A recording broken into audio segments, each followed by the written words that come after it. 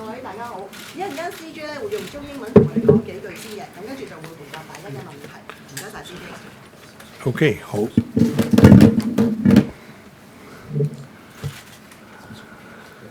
好。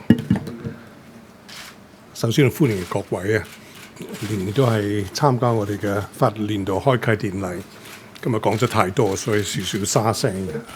我會用中英講嘅，即係講少少先啦嚇。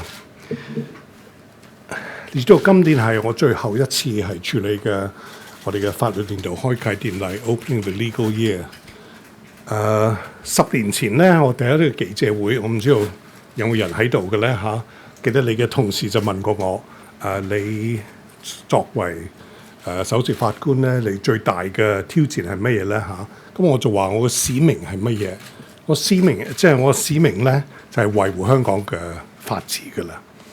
當時係嘅使命都係今日嘅使命啊！今年咧過去一年咧，我哋啲法官咧處理咗好多啲比較爭議性嘅案件，比較高調嘅案件，好多市民咧就好關注嘅效果。有啲市民咧一部分咧就滿意，另外部分咧就不滿意。好多人就評論，有啲人係批評。但無論批評又好，滿意又好，其實咧大家都需要係有理據評論我哋嘅工作。所以最需要咧，如果你係講香港嘅法治咧，係需要理解我哋嘅、了解我哋嘅法制。嗱，我哋嘅法制咧講法治咧，最重要最重要咧，就係要記得幾個原則。第一咧就係剛才我都所講嘅啦，你講人權，大家都有人權，但係人權咧係有限嘅。就好似譬如講，如果係用暴力嘅咧，咁啊呢個就係我諗好多人都唔可以接受噶啦。嗱，另外一個原則咧就係司法獨立，法官係需要獨立，需要公立，就需要 neutral。同埋第三咧，記得咧喺法律面前咧，人人係平等嘅，冇人可以凌駕上法律嗰度。我哋嘅法官過去一年咧，係我都話係好多人係批評，有啲人係滿意。比較以前咧，我哋嘅世界都變咗，個法律環境都變咗，香港嘅社會都係變咗。但我想強調乜嘢咧？就係我哋嘅法官嘅做法，處理啲案件嘅做法，即係處理案件咧，我哋完全係依法處理啲案件，即係我哋嘅方法咧，我哋嘅方向咧會不變嘅。即係剛才我都話係 when times are good, when times are not so good, at all times 咧，即係我哋嘅態度，我哋嘅做法都會不變嘅。香港嘅法治咧係香港嘅基石，呢個講咗好多次㗎啦，係香港嘅核心價值。我相信整體嚟講咧，整體嚟講咧，香港嘅市民嘅社會咧係支持香港嘅法治，呢個一定會繼續嘅。Now I'll just say a few words, introductory words in English, and it's virtually word for word. This is my last opening of the legal year. Next year it falls actually on my birthday, but I shall no longer then be Chief Justice. 10 years ago, I asked whether anybody was here 10 years ago when I gave my first press conference. I was asked what the challenges, the greatest challenges I would face as Chief Justice. What I said was that my mission was to uphold the rule of law in Hong Kong. 10 years later, that remains the mission, and it will be the mission of my successor. This past year has seen, like last year, many cases dealt with by the courts. They've been controversial, a lot of them. They've been high profile, many of them. Some people have been satisfied with the result. Others have not been satisfied with the result. Judges have been criticized, the courts have been criticized, or the courts have been praised. The point to make here is whether you praise the courts or whether you criticize the courts, it is important to comment on an informed basis. And an informed basis is crucial when you're talking about the rule of law. There are certain principles of the rule of law which are important to bear in mind. First and foremost is the independence of the judiciary. And this means exactly what it says. Also, it is important to bear in mind that no one is above the law. High or low, no one is above the law. All are equal before the law. The world has changed. Society has changed. People's views of the law, the legal landscape have changed.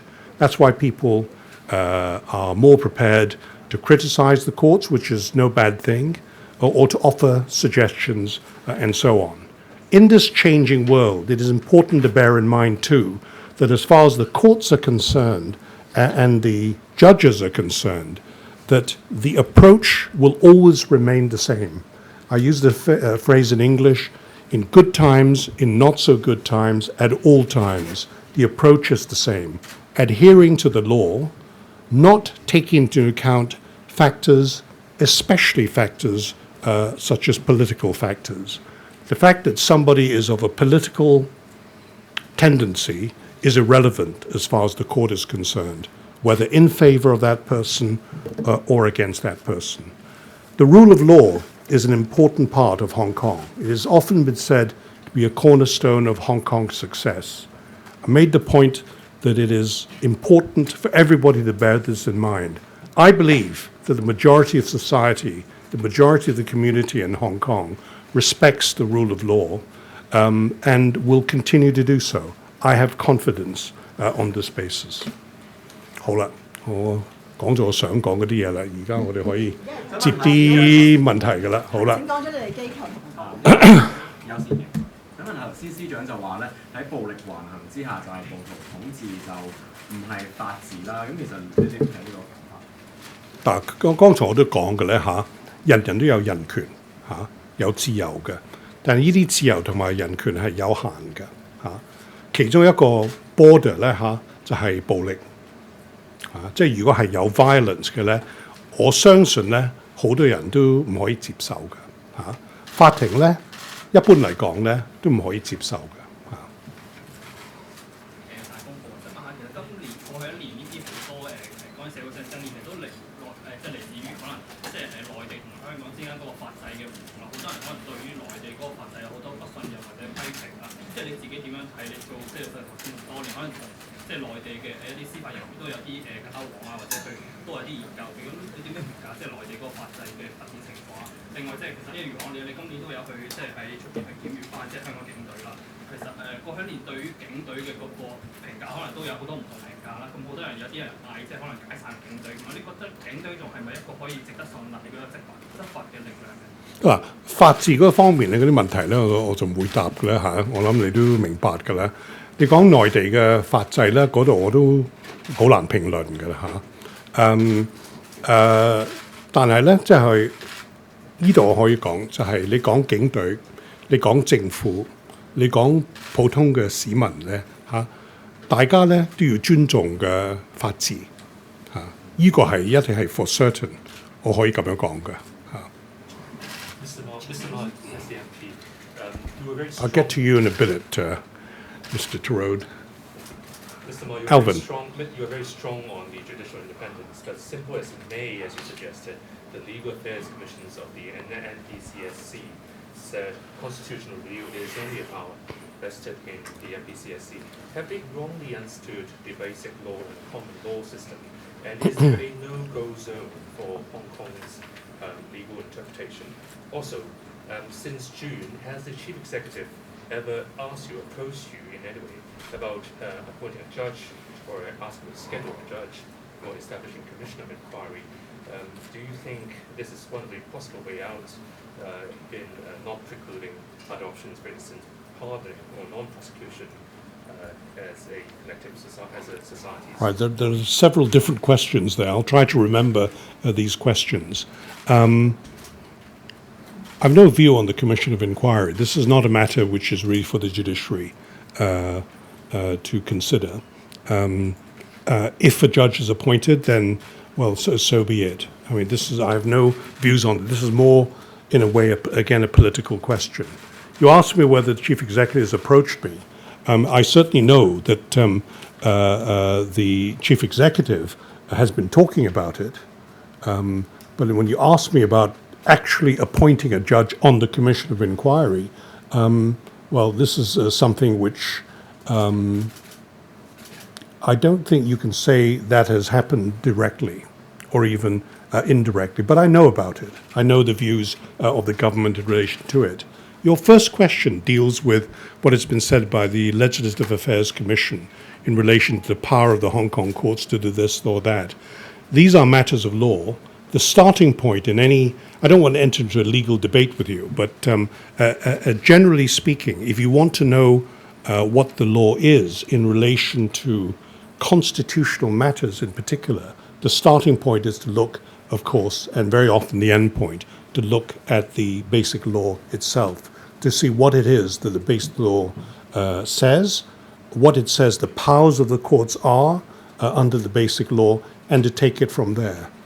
For my part, I don't comment on these legal matters, mainly because they are matters which may well go before the courts in the future, so it would be wrong for me to express a view in relation to those matters. But the second answer really is that, say, one looks at the basic law to see what it says that you can do or what you can't do, what the powers of the courts are.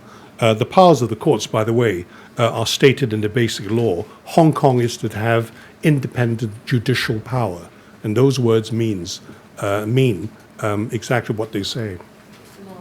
Yes, okay, well, I'll take one from... Chief Justice Mark.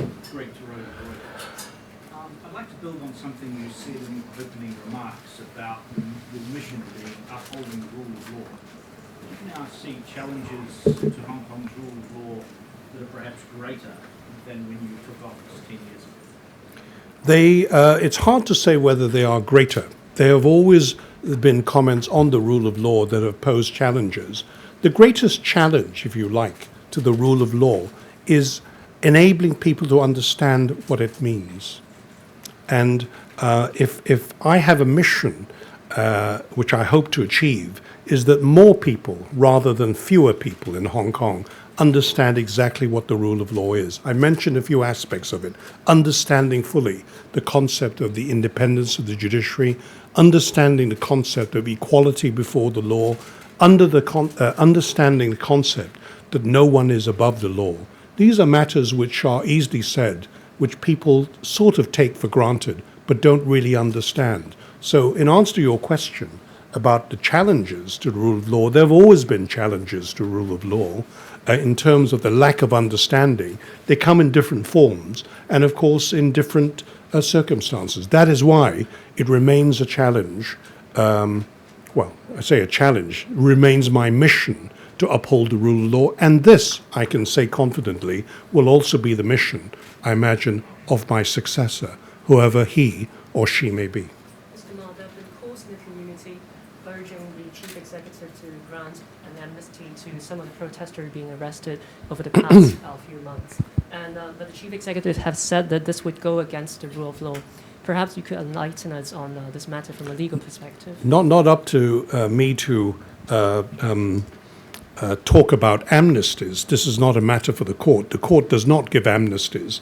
The court decides cases which go before it according to the law. The courts do not have a role in terms of any amnesty that is given. Now, if any amnesty is given, this somehow impinges on the rule of law, well, it depends on what would then happen when an amnesty is given. I mean, the word is used, but I don't think we have any details of this. And until it happens, I don't think.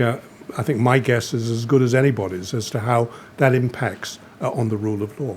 嗱，咁想問下咧，喺你即係做咗首席法官呢10年，你覺得香港嘅法治環境啊好咗定係差咗咯？對於你嘅即係接班人，你有咩想同佢講，或者你覺得佢最大嘅挑戰係乜嘢？嗱，我哋講咗即係我係10年前，而家我嘅使命咧都係維護香港嘅法治嚇。如果你話呢啲挑戰係咪大啲？即係比以前係咪而家大啲或者少啲咧？呢個係好難答嘅。剛才咧我就答過 Mr. Tarot 咧，就係話我最希望咧就係多啲人喺我哋嘅社會可以了解我哋嘅法治係咩意思。法治咧就唔係話係直情係好簡單，話你 follow the law 或者 breaking the law 咁簡單嚇。法治你要明白嗰個 concept 嘅嚇。就好似司法獨立嘅啦，人人喺法律面前平等嗰啲，所以如果你話係依個係咪一個挑戰咧？依個係我嘅使命。嗱，我邊個接替我嘅咧？我係差唔多10分，我係 confident 咧，依個係都會係佢嘅使命。一定係嘅。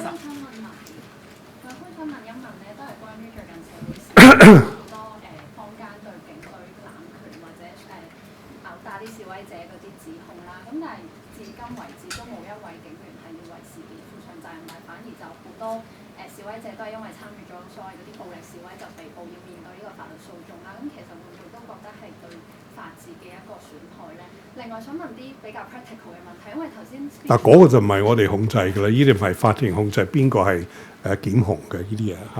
但係想問埋關於頭先 speech 都提及到話會成立一個工作小組去處理最近越嚟越多嘅相關嘅案件啦。想問一 detail 少少，其實嗰個小組嗰個組成係點樣啦？仲有冇其他具體啲嘅方案係會應對？冇咩特別嘅。如果我哋係需要係即係而家突然間係我哋將來會好多啲案件咧，呢種案件咧，其實有其他案件嘅要處理嘅，所以呢度係嗱，呢度有幾多呢啲案件咧，就而家係好難，我哋可以評估。我相信都可以話幾百個啦嚇，都唔少噶啦。處理就一定會處理嘅嚇。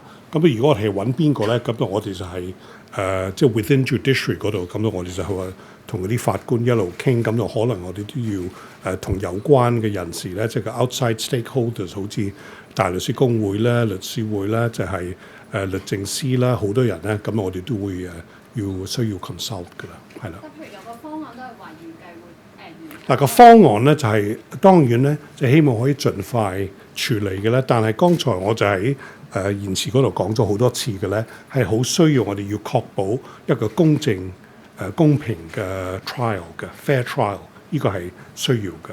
所以有好多啲唔同嘅因素，我哋大家要研究。譬如頭先都提及到話延長嗰個係可能係，但係呢度咧都唔係咁簡單㗎啦。即係唔好話好啦，而家你做到9點鐘，做到10點鐘，因為好多人要，即係我哋有好多因素，好多人都要 consult 嘅嚇。Just a quick follow-up to my colleague's question. Is it involve some kind of change to court procedures? And also, would there be a separate role for court cases who perhaps the defendants has pled guilty to the expedite proceedings? Well, obviously, when there's a guilty plea, the matters are dealt with more quickly than if there's a trial. But exactly what form it takes, there are, as I was saying, there are many factors which have to be taken into account when you decide on measures. Now, one measure which has been, which we've heard of, which the press have always asked us, because a lot of people mentioned it, is this question of night courts. Night courts it's a lot of thought needs to go into that. A lot of factors need to be considered in that. When they talk about night courts, they talk about the London experience, and that was not without its own controversies. Those, by the way, the night courts, as I understand what happened in London, dealt with cases where people pleaded guilty. So that makes it easier. So far in Hong Kong, I think while there are some cases which people have pleaded guilty, most, I imagine, are cases in which people pleaded not guilty. But one thing which I wanted to emphasize, which I emphasized in my speech, is that the vast majority of cases arising from the recent events are simply not ready for trial. One day they will be, and that is why we've been making plans to deal with it as expeditiously as I can. 根本而家係好多嗰啲案件咧，都唔可以審嘅，仲未得嘅。將來佢會嘅，咁我哋都要計劃㗎啦嚇。我哋講過10年前嘅使命咧，就係維護香港法治同埋希望多啲人可以認識到法治呢樣嘢啦。你覺得你而家回顧呢10年啦，你覺得你自己做唔做到咧？即係相比起10年前嘅話，即係你自己點樣形容你呢個任期咧？同埋想問翻，其實最近都有一啲最近出現咗咧，有啲可能普法院甚至係指名做成某個法官嘅一啲行污咁樣啦。你自己點樣睇近期社會出現呢一啲可能針對法院嘅即係法官嘅行為出現？即係會唔會可能同你10年前相比係其實爭咗好遠？10年前比而家挑戰我哋一定有嘅types of challenges 咧就會變㗎啦嚇。剛才你講嘅咧就好似啲人身攻擊嗰啲咧嚇，依個係我相信10年前就比較少啲，我覺得都係有嘅，但係可能係而家多啲，呢啲都好難係可以接受嘅嚇。比10年前，我相信咧，而家同以前係一樣。整體嚟講嘅咧，大部分啲市民咧，我相信咧係支持同埋尊重嘅香港嘅法治。想問咧，即係你認為頭先都講咗好多次關於司法獨立嗰個重要性啦。即係其實你覺得法院能夠做到獨立審判呢樣嘢，香港三權分立個制度唔係一個關鍵或者一個好大影響嘅因素咧？因為即係內地即係中央政府都唔止一次講過三權合作呢個概念，就話要行政、立法、司法一齊合作指導制度。即係你覺得點睇三權分立呢個制度？所以剛才我所講咧，最重要咧，你就應該就係睇基本法。咁啊，基本法咧係規定係乜嘢？你講呢個方面咧，就係基本法咧係規定香港咧就有司法嘅獨立嘅司法權，即係 independent judicial power 嚇，係規定係規定司法獨立嘅。呢度有3度地方都有。如果你睇嗰個第2條，即係 Article 2或者19條，最清楚咧就係第85條，就係有 independent judicial power free from interference。呢個係好明顯係司法獨立嘅意思。所以其他嗰啲即係方面咧，我就即係知道即係香港一定係有司法獨立。跟住咧，你啱啱講到咧，就話其實而家有好多案件都係未準備，即係未準備好去審，仲未可以審，係。係啦，咁其實咧，當而家又出現一個幾百個咁樣嘅 case 嘅時候，其實對於我唔知道係咪幾百個，我自己估係幾百個啦嚇。係，即係根據你嘅估算係。咁嘅情況底下，其實對於成個法庭嘅運作嘅影響係點樣？一定會影響嘅。如果你突然間多幾百個咧，好似話你多10個都係影響嘅咧，同埋你要記得嘅咧，我哋有其他啲案件都要處理嘅嚇。人哋都要等，係啦，所以咧，所有而家要計劃緊，我哋點樣可以最好處理嘅啦嚇。但係對於成個法庭嗰個運作，其實一定影響㗎，係每級嘅法庭都會影響㗎嚇。裁判法院、地院啦，同埋可能少啲就喺原訟法庭嗰度。不過最大嘅影響，我相信咧，應該係裁判法院同埋地方法院。具體上法官啊，或者就法官人數上邊可能係啦，你知道我哋法官人數，你知道我哋係幾多啦？我哋個工作量咧已經係好大㗎啦，而家就更加大嚇，所以所有一定要處理嘅啦嚇。但係呢度咧，法官咧，我哋講咗好多次咧，最需要咧，我哋要維持法官嘅水平嘅 standard of the judiciary。你唔可以話係我哋要 appoint 多啲人啦，好唔好咧？最緊要係個水平要係高嘅。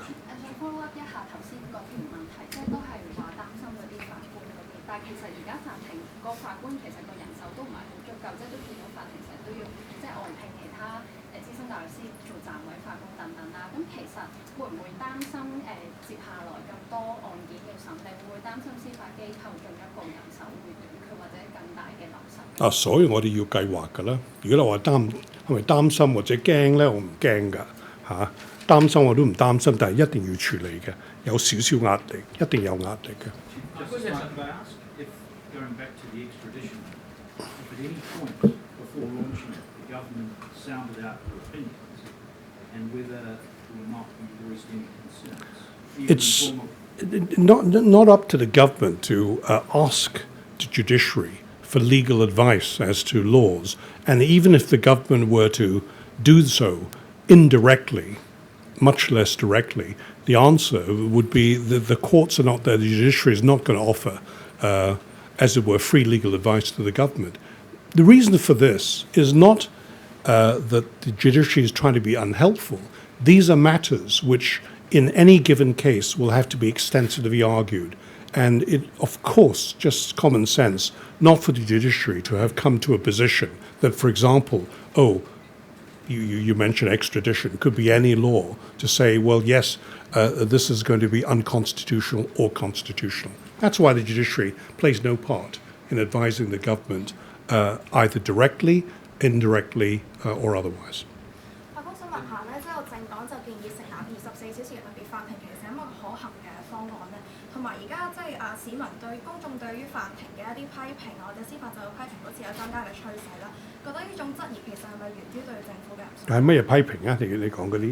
或者可能一啲破壞法院嘅行為啊，即係會嚟縱火啊，或者即係嗰啲係咪？嗱，嗰啲好似嗰啲汽油彈嗰啲咧，大家都係擔心嘅啦。咁我哋當然大家都要計劃嘅啦嚇，要醒目啲嘅啦。當然我哋嘅保安咧可能要加強呢啲嘢嘅啦嚇。擔心一定會擔心嘅，驚就唔會驚嘅嚇。法官想問翻咧 ，Philip Dice 頭先喺個 speech 度都有講到檢控嘅工作係除咗係睇證據之外，仲要睇呢個公眾利益。你覺得 public interest 呢個 point 其實係咪應該即係要睇？嗱，依個就唔係即係我哋嘅 judiciary 嘅責任㗎啦。依個係完全係律政司嗰度係佢哋嘅責任嚇。即係我哋唔可以控制檢控或者唔檢控。呢個 policy 咪司法機構控制嘅。咁想問下咧，即係好多最近對法院嘅不滿，即係好多人身攻擊係源於，即係有啲批評就係話法庭成日將一啲被捕嘅人士咧就決定去還押，就唔俾佢哋保釋，咁因此就引申好多對一啲個別法官嘅攻擊。所以剛才咧，我都係言辭都係咁樣講，你好多嗰啲批評咧，人哋就睇嗰個案件嘅後果，即係如果係啱你嘅睇法咧，咁你就係對個法庭係滿意㗎啦。如果係唔係according 你嘅睇法咧，咁你就批評㗎啦嚇。依個咧，所以我覺得係好重要係咩嘢咧？即係大家係了解嗰個制度，大家了解嗰個即係香港嘅法治係 involve 乜嘢㗎嚇。I was just saying, I better say this in English, which is that a lot of people criticize the courts, but it remains the same today as it did last year or the year before that, throughout the years. People will criticize or praise the courts because of the result, which they either like or they don't like. I'm more concerned not with I'm more concerned with people understanding how the system works.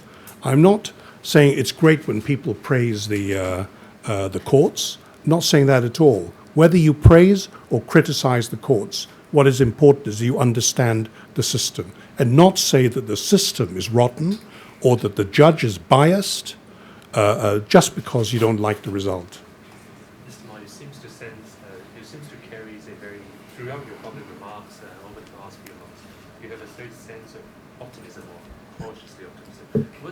What's the source of that sentiment? And don't you not feel a sense of crisis which is going on in society, where people very strongly protest against the system which they think they have failed on? There are a number of different aspects to this.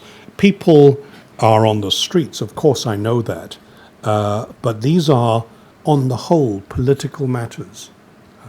I'm more concerned with legal aspects, with the perception of the rule of law, Of course, there are criticisms, as we've just heard, criticisms arising from results. I'm concerned that people understand the rule of law, how our system works, and not to say that the system is a rotten one or a bad one or the judges are biased simply because of the results. And also, what is important is that we look at this purely from legal points of view and not politicize the work of the courts. 呢個係講咗好多次㗎啦，就係唔應該係政治化我哋嘅司法機構嘅工作。法官睇到呢7個月嘅社會事件，你自己有冇一啲感受或者你最深嘅體會？即係呢7個月一路以嚟嘅社會嘅事件。嗱，咁就睇到好多嘢係你可以話係唔開心嘅嘢啦嚇。咁就係如果你講我感受，就係呢度係我感受。但係我就係 concern with 乜嘢咧？就係講翻就係香港嘅法律、香港嘅法治、香港嘅法制，呢個係我嘅 concern。同埋咧，就算我退休咧，我嘅 successor 咧，邊個做咗首席法官咧？呢個都會係佢嘅最關注咧，就係社會對法治、法制嘅睇法。會唔會舉下例係有啲咩唔開心嘅嘢？咁你日日電視睇一啲嘢咧，都係唔開心㗎啦嚇！我剛才都講咗，睇到暴力嗰啲咧，就係呢啲就係可以話 unfortunate。卓建明家嘅，我想問你呢10年有咩感受？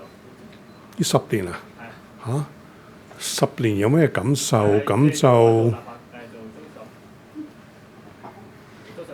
我做咗首席法官咧，係有好多希望。我今日咧都係好多希望。都係對社會對人咧好多我係有信心嘅。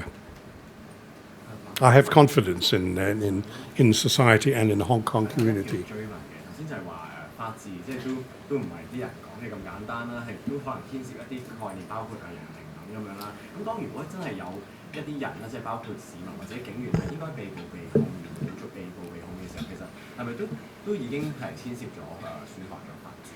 嗱。我覺得係人人都係需要尊重香港嘅法治，唔係淨係法庭嚇。你要講警方、政府、普通嘅市民咧，大家都要尊重。但係你點樣尊重嘅法治咧？呢度又講一次啦嚇。我強調咧，大家都要了解過我哋嘅制度係乜嘢，要了解rule of law involve 乜嘢，法治係乜嘢。我哋最後3條問題 last 3 questions。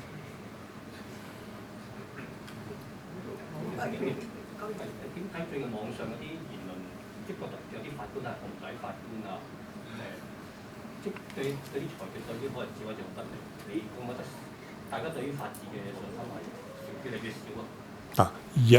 人身嘅攻擊咧就係唔可以接受㗎啦。但係好多人話係法官係紅或者藍或者係咩咧都好嘅咧，其實咧佢哋都係滿意嗰個案件嘅後果嚇。Usually 佢哋淨係 refer to 個效果，佢哋係不滿意嚇。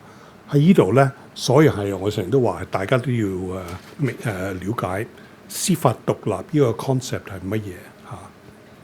因為個法官咧就應該係獨立，應該係公立，即係 neutral。可唔可以講下咧？其實即係都有一個説法，就係話其實政府或者警隊佢哋對於法治嗰個破壞係比起我哋可能街頭上面見到嘅一啲實體嘅破壞更加大啊！你點樣睇呢個講法？但係睇嘅意思係乜嘢？即係如果你講法治咧，你要了解，你要明白嗰個 concept 係乜嘢。剛才我所講咧，都係乜嘢？好似譬如講係有啲原則㗎啦，好似人人係平等，同埋司法獨立 and so on 嗰啲係人權係有限嘅。呢啲即係呢個係個法治嗰度。有好多人話破壞法治咧嘅意思咧，就話警隊或者其他人咧就係犯法嚇。呢度係兩個 concept 係唔同嘅。咁你覺得點樣先至係破壞法治？即係例如警方喺記者會度嗱點證物出嚟俾大家睇，咁呢個係咪就係破壞法治，就係其中一個假定？好啦，呢個當一個問題啦，係已經係破壞法治咧。就剛才我講嗰啲咧嚇，譬如講即係人人喺法律面前平等。司法獨立，即係司法獨立嘅意思咧，就係審啲案件咧，個法官咧就唔會睇個人嘅身份，個訴訟人嘅身份。亦都唔會係俾嗰啲訴訟人嘅譬如講嘅政治嘅佢哋嘅政治嘅立場會所影響嘅。嗱，破壞法治咧就係、如果法庭就認為人人唔係平等嘅喎，即係有啲係 some are more equal than others， 可以咁樣講，即係佢換句話講係我會偏幫你，或者你係因為係睇你嘅身份咧，我就會針對你嚇，或者咧就係、所以呢個就係變咗破壞嘅司法獨立依個 concept 㗎啦，同埋嗰個人人平等 as I say some are more equal than others 喺依度咧。如果社會係接受呢個係應該係好似法庭嘅態度係咁，應該去接受 inequality 咧，咁啊依度咧你可以話係個法治就會破壞㗎啦。係咯，所以普通市民咧就應該係了解我哋嘅法治係乜嘢嘅。唔該晒今日。Last question. Mr. Mao, you were very hesitant to directly engage in the debate about constitutional review and whether how to engage with the NPCSC. Could I just ask, when you point to the basic law, are you referring that the answer speaks for itself with the basic law? And also, are you worried that Beijing has all along, perhaps for many years since the end of the, has demonstrated a lack of confidence in local judges in interpreting some of the matters of constitutional importance? Well, I'm not going to comment on what Beijing thinks or does not think about this. You say I'm a little hesitant. I'm quite right, rightly hesitant, because these matters are potentially matters which may go before the courts. And that is the reason why I always hesitate. I don't comment at all. Very often I don't comment. The reason for that is that these are matters which are either being heard by the courts or may well be heard by the courts. So for me to express an opinion on a legal matter is often not wise. So that accounts for the hesitancy. Or the general perspective. That's right. I'm not trying to be unhelpful when I don't answer your questions. But of course, it is particularly sensitive. You're talking about matters which are already in the court's hands or about to be. Now, nobody's asked me today I'll just give one example of where I'm not going to answer.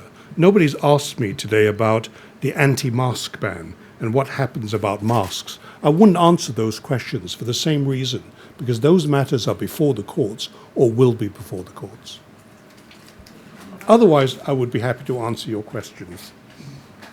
好啦，好，咁就係多謝大家。